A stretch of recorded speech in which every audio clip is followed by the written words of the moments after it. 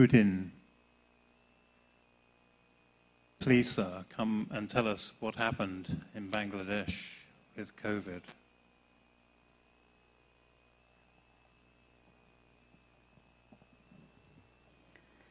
Good afternoon, dear audience. Thank you very much, Peter.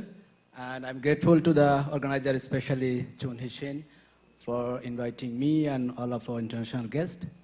And thanks again for your hard work to make this materialize. What's going on following the COVID pandemic is not actually different, almost same. Remote learning and cloud-based teaching enhanced, accelerated, and unluckily, the real-time or the practical cruises, fieldwork, reduced in most cases. And virtual initiative increases in the universities. Students now love to make modeling, simulations, downloading remote sensing images from the internet archive, and then they make some images or the modeling scenarios. But one thing I can share with you that is different happened in Bangladesh. After 6 months of everything was restricted, no one was allowed to go out from their home, everyone was working from their home.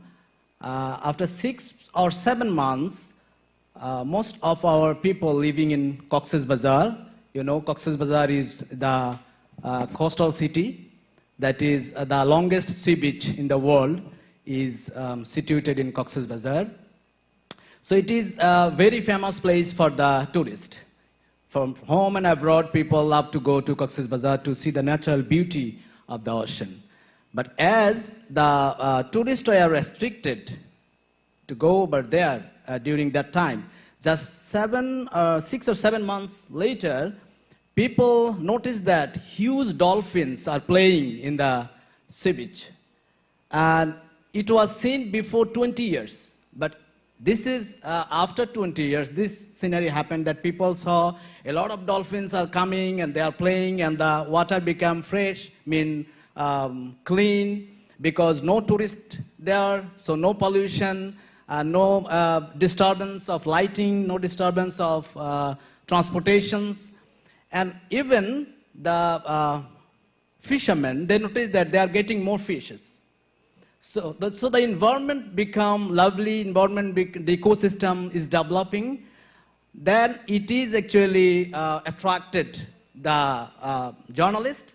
So all of the newspaper and electronic media, they were focusing on what's happening after COVID restrictions. So it was taken positively by the government, and government started to think about how to protect this environment like it is now seeing. So in this way, actually, marine education or ocean education actually been interested, attracted by the government as well as by the people. And so now even, I don't know, maybe Bangladesh is one of the few countries where we have a huge marine area, but we don't have any maritime ministry. So, but I was actually demanding from 2011 when I started ocean literacy campaign in Bangladesh after going back from USA, and then I met Peter online and then actually involved with AMEA and AMEA. So I wrote lots of letters, I wrote in the newspaper that we need a maritime ministry in Bangladesh if we want to make a sustainable management of our resources. Many people supported me and we even took some processions in the roads. But now, after in the COVID, government realized that they need a Ministry of Maritime Affairs.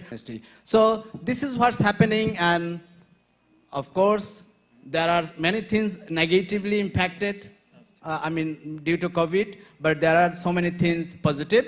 But one thing is negative, new in our country, that most of the students now don't like to come to the class. They are asking for online classes. And even some of the teachers, they are not actually coming to the universities, not even in the lab. They also love to continue their classes online. So that is not a good practice, I think. So this is what's happening right now in Bangladesh, especially the change of a paradigm due to the COVID context. Thank you. Thank you very much. It's really interesting to hear positive